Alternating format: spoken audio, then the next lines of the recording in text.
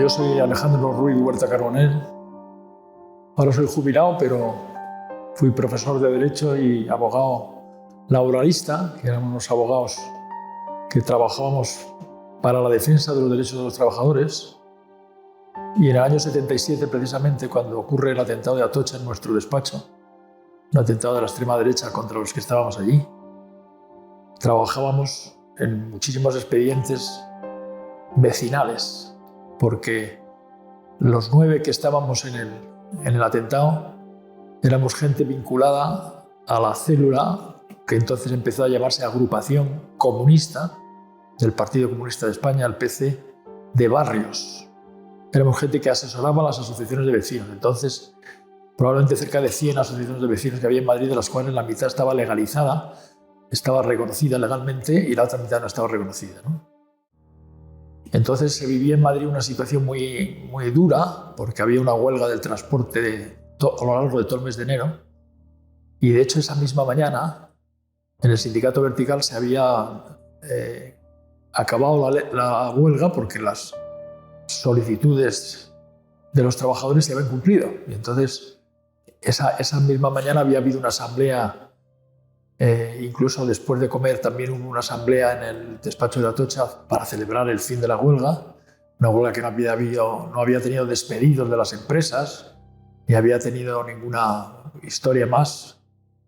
Y precisamente nosotros teníamos la reunión después de esas asambleas de los trabajadores, ¿no? Era una reunión de coordinación para ir trabajando en común todas las cosas que había que trabajar en relación con expedientes, pues sobre todo de vivienda, urbanismo, impuestos municipales, pero luego nos podía venir cualquier tema jurídico que estuviese vinculado a los barrios, de gente de los barrios, ¿no? De las asociaciones de vecinos de Madrid. Llamaron a la puerta a las 11 menos 20 de la noche, cuando no habíamos empezado la reunión todavía, y eran 2 personas. Yo no fui el que abrió. Nos estorbamos, Luis Javier Benavides y yo, por abrir. Abrió él, Luis Javier, que luego va a resultar muerto en el atentado. Y eran 2 personas, eran 3 personas, pero a la tercera no se le va a ver en todo el rato, porque va a proteger la salida de los otros 2. Las 2 personas que vienen, una venía con el anorak calada hasta la barbilla, para no ser reconocido, naturalmente, con una pistola en la mano, y el otro a cara descubierta, mayor, más de 30 años, que preguntaban por el líder de la huelga del transporte. La excusa que pusieron para entrar en el despacho era que querían localizar al líder de la huelga. De hecho, esa misma mañana, algunos compañeros nuestros, pero no de ninguno de los que estábamos allí, otros compañeros del despacho, se habían encontrado en la asamblea del sindicato Vertical, en la Castellana, a estos pistoleros, porque no se les puede llamar de otra manera, ¿no? Luego se les podrá llamar asesinos cuando se confirme que mataron a gente, ¿no? Mataron a mis compañeros, que estaban abroncando a los de Comisiones Obreras, que entonces era un sindicato todavía clandestino, yo creo. Entonces hubo gente que le reconoció. De hecho, para mí uno de los datos clave de ese atentado fue cuando uno de ellos, el que iba con el anorak que le tapaba prácticamente la cara, viene al hall del despacho donde estábamos reunidos, apuntando a Ángel Rodríguez Leal, que era un despedido de Telefónica que le habíamos contratado como auxiliar administrativo para trabajos puramente administrativos. Ángel le coloca en el grupo donde nos colocan a todos, preguntando todo el rato por Joaquín Navarro, que era el líder del sindicato del transporte, un hombre que se había ido hacía pocos minutos, que estos pistoleros podían haber reconocido perfectamente, porque entonces podían haber visto perfectamente por la escalera quién subía y quién bajaba.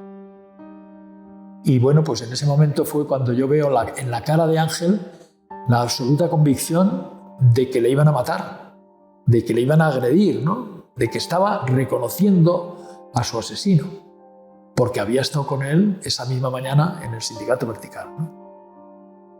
Este hombre que venía encañonando a Ángel había pegado un tiro en el despacho, pegándose con el quicio de una puerta por puros nervios, Y al llegar a nosotros se conoce que se pusieron más nerviosos todavía, y se pusieron ya no solo él, sino el otro también, y se pusieron a disparar locamente sobre el grupo de 9 personas que estábamos allí.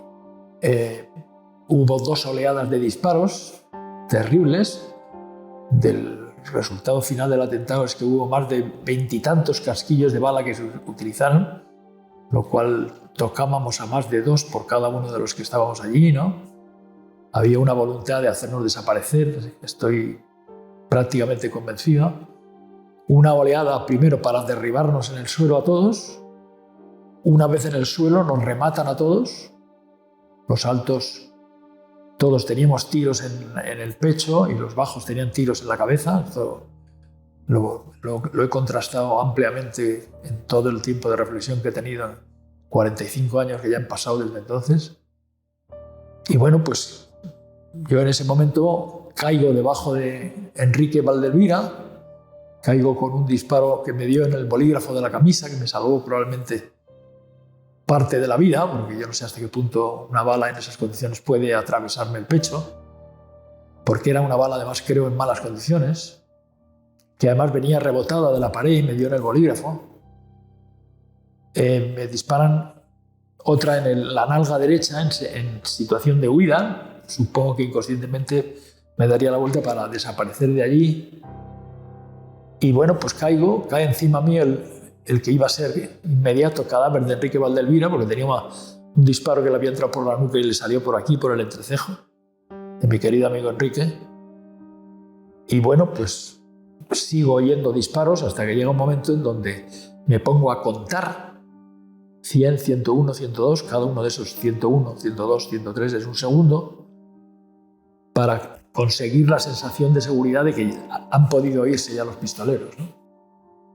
Y es cuando levanto de encima mío el cadáver de Enrique Valdelvira y empiezo a sobrevivir, ¿no? En ese momento van a llevar a la puerta del despacho. Nos faltaba alguien de la gente nuestra que venía a la reunión todavía. Yo me escurro, me tiro por el suelo porque estaba hecho polvo, lleno de sangre y con la pierna derecha hecha polvo, que no la sentía prácticamente porque tenía 5 disparos de bala en la rodilla y en la nalga. Voy a la puerta, abro, consigo abrir y era Luis que venía a nuestra reunión y que no llegó, para su suerte, ¿no?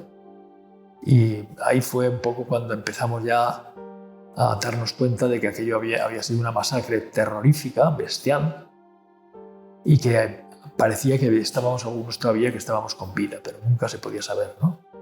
Yo fíjate que mis heridas fueron leves, todas. La sensación intelectual y afectiva mucho más fuerte, ¿no? Yo salgo el último del despacho a hombros, bueno, me llevaban entre un guardia en un policía armado y un barrendero, porque vinieron. Luis Ramos, uno de los sobrevivientes, salió a los balcones a pedir socorro. Miguel Sarabia lo hizo con los teléfonos, ¿no? Y Lola González Ruiz ayudaba a bien morir a su marido Javier Sauquillo, ¿no? Que era un estertor vivo, ¿no? En fin, unas escenas realmente muy, muy duras, ¿no? Salen todos del despacho, les recuerdo uno a uno cómo salían, unas escenas horribles, y al final salgo yo el último. Y bueno, pues ahí es cuando empiezo realmente a sobrevivir y a darme cuenta de lo que había sido aquello, ¿no? Suelo decir sus nombres juntos, los que murieron en el atentado y los sobrevivientes, ¿no? Y son Ángel Rodríguez Leal, Serafín Holgado de Antonio, Francisco Javier Sauquillo Pérez del Arco, Lola González Ruiz, una de las sobrevivientes, Luis Javier Benavides Orgaz, que murió allí, íntimo amigo mío, Enrique Valdelvira Ibáñez, y luego otros 2 sobrevivientes, Luis Ramos Pardo y Miguel Sarabia Gil. Miguel Sarabia siempre decía en los primeros años de encuentro en la glorieta de Antón Martín en Madrid, que en un homenaje que organizaba siempre Comisiones Obreras, que hay que decir sus nombres despaciosamente, porque diciéndolos cobra sentido la historia y pone en armonía en el universo. Yo es algo que he unido mucho con mi voluntad de trabajar con la música y por la música, ¿no? Que trabajo mucho en los últimos años sobre todo, ¿no? Porque me parece que es muy importante. La vida es una extraña canción, ¿no? Una reacción muy fuerte de toda la sociedad española frente al atentado de los abogados de Atocha, ¿no? Es cierto que hasta ese momento nunca había pasado una cosa así, ¿no? Que alguien con el afán terrorista que tuviese y los objetivos que a lo mejor tenía se enfrentase con un grupo de gente que están en un despacho de abogados. Ellos luego dijeron en las investigaciones policiales que no sabían quién eran los abogados, lo cual como mínimo es falso, porque delante del despacho hay una placa así de grande que ponía abogados, consulta lunes, miércoles y viernes de 4 a 8 y media o algo así, ¿no? Y era evidente que esto era un lunes por la noche. ¿Quién va a ser allí, ¿no? ¿Quién iba a estar allí, ¿no? En fin, la sociedad que luchaba contra el franquismo se movilizó muchísimo, y la sociedad que no luchaba contra el franquismo, que aceptaba un poco la evolución de las cosas, también, porque de hecho sé de muchísimas vocaciones de gente que quiso hacerse abogado al conocer la muerte de mis compañeros en Atocha, ¿no? O gente que entró en el Partido Comunista de España o en comisiones obreras a partir del atentado de Atocha, ¿no? Muchísima gente. O sea, como siempre, lo peor pues son la gente de la misma cuerda ideológica de los asesinos, que era gente de extrema derecha. Podíamos llamarles fascistas, ¿no? Sin ningún rubor, ¿no? Porque realmente tenían una actitud que demostraron allí de matar a quien no pensase como ellos, ¿no? Esto fue un atentado organizado por funcionarios del Sindicato Vertical a cargo de una serie de pistoleros, de gente bronca, que ya era reconocida.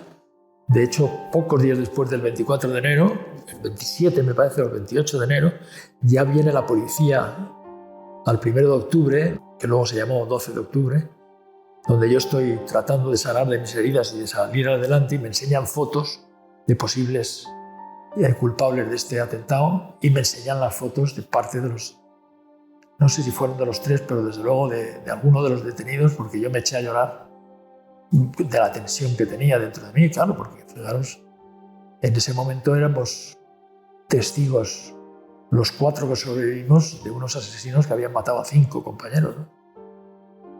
Y efectivamente, ¿no? Ya estaban controlados por la policía, porque las fuerzas de la extrema derecha fascista española, vinculadas a Fuerza Nueva y a la Joven Guardia de Franco y a otras organizaciones clandestinas, o no clandestinas, sino todo lo contrario, estaban perfectamente protegidas por la policía. Desde 1938 había una ley que reconocía que las juventudes de Falange y de las JONS, y por tanto las juventudes vinculadas a esos sectores ideológicos, podían ser requeridos por la policía para ayudarles en la represión de todo aquel que se opusiese al franquismo, porque al fin y al cabo esto no era un problema de ideología, sino un problema de franquismo o no franquismo. Todo lo que se planteó en España en la dictadura de Franco era de la manera que ellos querían tenerlo, y todo lo que escapase de ahí era perseguido hasta la muerte por los franquistas, ¿no? Entonces, a pesar de todo, estos, naturalmente, los vinculados con los asesinos, pues es una gente que nunca reconocerán que mataron a gente, sino que se deshicieron de unos comunistas salvajes. Y te lo cuento porque durante algunos años, en los primeros tiempos, una vez detenidos, fueron detenidos los responsables directos, algunos de los indirectos y de los autores intelectuales, parcialmente. Yo creo que podía haberse seguido más. Y estos delincuentes en las cárceles en donde estaban, no sé si en la misma cárcel o en varias, pedían los 24 de enero una mariscada para celebrar el atentado que provocaron, ¿no? En el juicio en 1980 contra ellos, cuando se habló de los 5 compañeros asesinados, salió una voz del público. La zona del público fue tomada por la extrema derecha, una voz del público que decía 5 cerdos, ¿no? Es decir, el respeto que esta gente puede tener por la vida humana brilla por su ausencia de una manera clamorosa, ¿no? Como brilla siempre en todo fascismo, ¿no? Donde la pérdida de vidas humanas, eso es lo de menos, ¿no? Porque es todo conseguir los objetivos maravillosos que tienen entre ceja y ceja, ¿no? Yo creo que no se hizo toda la justicia que se hubiera debido, ¿no? El Poder Judicial entonces, en manos de jueces franquistas, ¿no? Tenía muy claro que todo lo que fuese desmantelar la terrible mentira que el franquismo nos había montado a todos en España, ¿no? Frente a la izquierda comunista o socialista, frente a la gente demócrata, frente a los partidos demócratas, se montó una mentira bestial, ¿no? Que además se transmitía a la infancia y todo, a través de mujeres franquistas, una cosa terrorífica. Entonces creo que con el Poder Judicial que teníamos, un Poder Judicial bastante lamentable y con muchas individualidades cercanas a la democracia y a la libertad, ¿no? De hecho, en esos años ya había nacido jueces por la democracia, ¿no? Por ejemplo, ¿no?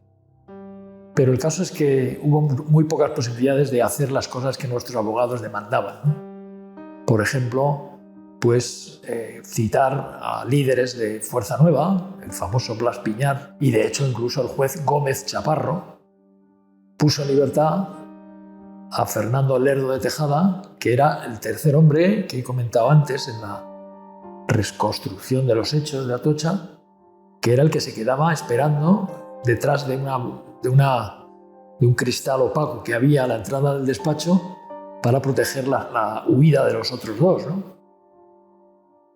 Este tercero, es verdad que llevaba una pistola que no llevaba balas, es verdad que no disparó un solo tiro, pero es verdad que protegió a los dos asesinos, pero vamos, hasta el final, ¿no? Por mucho que a la salida seguro le costara aceptarlo, ¿no? Por las escenas tan sangrientas que pudo ver, ¿no? Y que cuenta admirablemente bien la película de Juan Antonio Bardem, que os recomiendo, 7 días de enero, ¿no? Una película realmente impresionante que se hizo en el año 79 y se estrenó, pero que cuenta las cosas como más o menos fueron. Pues este juez puso en libertad cuando todavía no había sido juzgado, suponiendo que es que no tenía ninguna responsabilidad, ¿no? Lo cual es alucinante. De hecho, alguno de los abogados nuestros entró en el despacho del juez Gómez Chaparro, le echó una bronca impresionante y el juez ni siquiera supo reaccionar, ¿no? No, porque para lo que hizo Jaime Sartorius, que fue el abogado que se enfrentó a él, pero su vergüenza no le dio ni siquiera para meterse con Jaime Sartorius, ¿no? Porque realmente era odioso lo que había hecho, ¿no? Poner en libertad a un hombre responsable, pues, de los asesinatos, de tal manera que le podían haber caído lo que les cayeron a José Fernández Cerrá y a Carlos García Juliá, que fueron 193 años de cárcel, ¿no? Es verdad que de eso solo podían cumplir 30 como máximo y que luego, por la rendición de penas por el trabajo, se quedaron en 15 años. Historia terrible del tercero, de Carlos García Juliá, que era el que traía con la pistola en el pecho a Ángel Rodríguez Leal, en lo que he contado antes, ¿no? Este era Carlos García Juliá tapado y que había trabajado de ayudante o de guardaespaldas de Blas Piñar en actos de Fuerza Nueva, etc. Le pusieron en libertad. Él se escapó de la cárcel varias veces. En fin, tiene una historia realmente patética, ¿no? Al final, en Brasil quiso hacer la vida. Cuando vuelve a España parece que está para cumplir los 1000 días de cárcel que le podían faltar todavía para cumplir la condena de 30 años, porque aquí cumplió 13 o 14 años, me pareció, 10 años, algo así, pues le quedaban todavía 3, 4 años, ¿no? Y los jueces le pusieron en libertad también, ¿no? En una situación realmente rocambolesca, absurda, que no va a ningún lado, y que nos demostró que podía haberse hecho la justicia de una manera digna, por lo menos de una manera digna. Cuando el juez Gómez Chaparro fue expedientado por la decisión de poner en libertad a uno de los asesinos, hay que reconocer que sus sustitutos trabajaron muy bien, trabajaron de una forma digna, a pesar de que no llegaron hasta el final de las cosas. Como nunca hubiera sido posible llegar al final de las cosas, probablemente, ¿no? En esto en España somos especiales, ¿no? No hemos sido capaces de llegar hasta el final de las cosas, ¿no? Pero la verdad es que hubo algunos jueces y desde luego otros trabajadores de la magistratura que se portaron de una forma digna, pero en general pues fue una actuación judicial francamente lamentable. Podría resumirlo en dos ideas fundamentales. Una es más política, la otra es más personal, ¿no?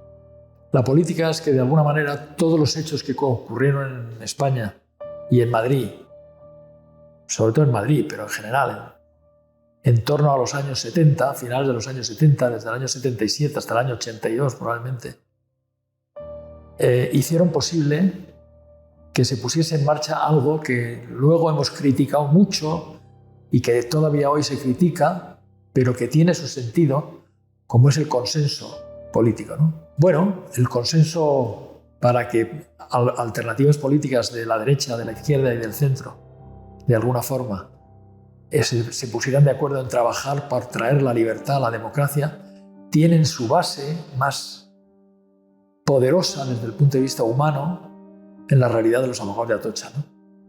Para eso es muy importante también reconocer la enorme manifestación de duelo que hubo en Madrid el miércoles 26 de enero para acompañar a los féretros de mis compañeros asesinados en Madrid, algunos de ellos, porque algunos de ellos su familia no quiso participar en estas manifestaciones, ¿no? Esa manifestación de 2 centenares de miles de personas probablemente, ¿no? O quizá un poco más, siempre he pensado un poco más, pero se manifestaron con absoluto silencio, porque los 5.000 miembros de comisiones obreras y del Partido Comunista de España, que junto con responsables de comisiones y los policías armados que correspondieran, que se pusieron a las órdenes de comisiones obreras, aunque parezca mentira, dijeron que había que estar con un respeto absoluto y no decir nada y responder con el silencio, ¿no? Probablemente ahí viene el origen del silencio, vinculándolo a la muerte terrorista, ¿no? que funcionó muchísimo pues en España, en Madrid, en España y sobre todo en Euskadi, ¿no? Algún tiempo después o incluso algún tiempo antes, ¿no? Entonces, en esa manifestación, ese silencio fue clave, ¿no? Muchos podrían pensar que había que vengarse, que había que buscar más violencia a la violencia. Y no. Lo que hicimos fue estar tranquilos, recordar que todo el mundo tiene una opinión, tiene una idea de las cosas y que hay que trabajar para que eso sea una realidad. Entonces, esa idea de la participación de la historia de Atocha en la construcción del consenso en España, sin perjuicio de que hoy las cosas han cambiado mucho, ¿no? Y es mucho más criticable todo porque se han abierto los brazos de la historia para realmente reconocer todo lo que ha pasado, ¿no? Y cómo nos han engañado durante años. Es más fácil decirlo, ¿no? Y a la vez, al hilo de todo esto, viene mi segunda idea, ¿no? Que es más íntima, más personal y que tiene que ver con mi propia evolución personal de las cosas desde que me ocurrió el atentado hasta que fueron pasando los años, ¿no? Y tiene mucho que ver con lo que estoy trabajando ahora en un libro que, entre otras cosas, habla de la violencia, habla de la compasión y habla de la memoria. Desde mi punto de vista, violencia y compasión están íntimamente unidos. Yo he llegado a decir muchas veces en mis intervenciones públicas en muchos sitios que respeto a mis asesinos. Que a lo mejor es demasiado fuerte decir respetar, ¿no? Pero tengo el respeto que corresponde a que cualquier ciudadano de este país se haya equivocado, haya sido un salvaje matando, tiene derecho a un juicio justo y algunas otras cosas, ¿no? Y en función de eso me parece que es imprescindible tenerlo en cuenta y respetar a los victimarios como hay que respetar a las víctimas. Cuando hablo de victimarios estoy hablando de los culpables de delitos, ¿no? Y situaciones fuertes. Esto hay mucha gente que no me entiende, ¿no? Y estoy fuera del perdón, no he hablado para nada del perdón, sino simplemente de una compasión humana hacia los victimarios, hacia los responsables de violencia de una manera o de otra, ¿no? Para mí eso es fundamental, ¿no? Y con eso yo he aprendido, después de haber vivido la violencia terrible en el atentado, a rechazar la violencia, ¿no? Y de hecho, en mis trabajos últimamente se hablo más de la no violencia que de la violencia, ¿no? De hecho, los abogados laboralistas de Madrid, los abogados demócratas de Madrid, tras los últimos fusilamientos de Franco en el 75, dimos una muestra muy grande de no violencia cuando la policía nos echó de una reunión, una asamblea que teníamos para protestar por las penas de muerte impuestas por Franco, y nos negamos a irnos del Colegio de Abogados como no se nos arrastrase. ¿Por qué? Pues porque creemos, y yo sigo creyendo cada vez más, a pesar de cómo está el mundo, en la no violencia, ¿no? Me parece que tenemos que construir de una vez los mecanismos adecuados para terminar con tanta violencia, ¿no? Porque por ese camino no vamos a ningún lado. Y a la vez, porque odio la violencia, me repugna la violencia, ¿no? Esto es algo que he aprendido de mi experiencia en el mismo atentado, tras conocer cómo se abren las cabezas, cómo la gente se rompe porque somos algo que no vale nada, por lo visto, ¿no? No, eso no es verdad. Valemos muchísimo. El ser humano vale, todos los seres humanos valemos muchísimo, y eso hay que tenerlo en cuenta y respetarlo, ¿no? Y me parece que eso lo tenemos que meter en nuestro corazoncito y saber funcionar, ¿no? El ser humano está preparado para la violencia y está preparado para la no violencia. Normalmente lo radical es la violencia, el impulso primero que te tira a la microviolencia o a la violencia extrema, me da igual, pero tenemos que luchar juntos contra toda esa violencia.